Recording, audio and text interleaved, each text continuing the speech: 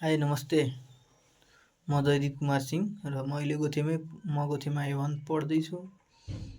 मैले भिडियोहरू पनि बनाएर राखिरहेको हुन्छु कसरी फर्महरू भर्ने हैन। अनि धेरैजनाको एउटै प्रश्न हुन्छ फर्म अनलाइन क्लास बुक गर्दाखेरि कसरी भर्ने के त्यसमा फर्ममा के भर्नुपर्ने हुन्छ।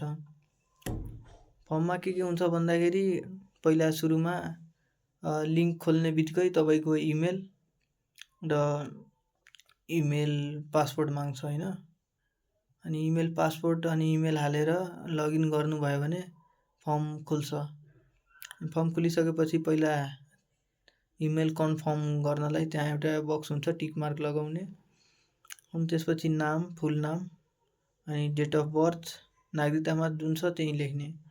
नागरिकतामा एड्रेस जुन छ जस्ट एउटा जिल्लाको नाम लेख्ने अनि नेपाल कन्ट्री नेपाल छ भने नेपाल लेख्ने। अनि त्यसपछि फेरि इमेल लेख्ने, नम्बर आफ्नो कन्ट्याक्ट नम्बर लेख्ने।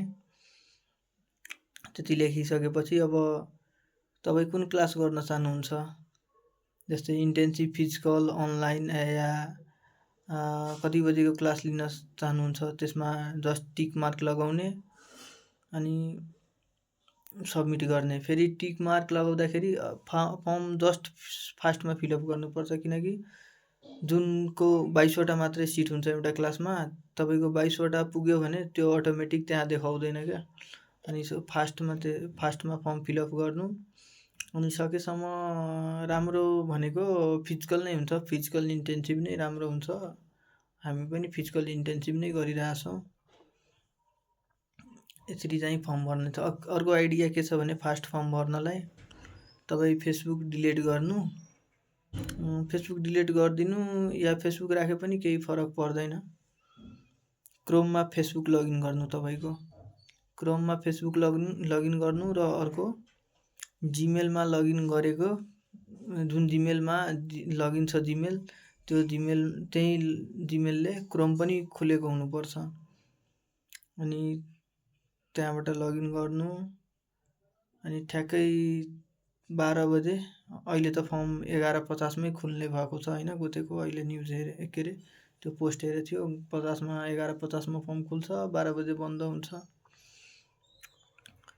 अनि त्यहाँबाट स्क्रोल गर्नु, ठ्याक्कै फर्म खुल्ने बित्तिकै तपाईँको खुल्छ क्या, त्यहाँ लिङ्कमा क्लिक गर्ने बित्तिकै खुल्छ। त्यसमा अब यो क्रोमबाट गर्दाखेरि के हुन्छ भन्दाखेरि तपाईँले जिमेल र जिमेल पासवर्ड हाल्नु पर्दैन। जिमेल पासवर्ड र जिमेल हाल्नु परेन भने तपाईँको ठ्याक्कै 10-20 सेकेन्ड जति टाइम बाँच्ने भयो तपाईँको, 10 सेकेन्ड। अनि त्यसरी गर्यो भने फर्म फास्ट फिलअप हुन्छ अनि क्लास पढ्ने चान्स धेरै हुन्छ।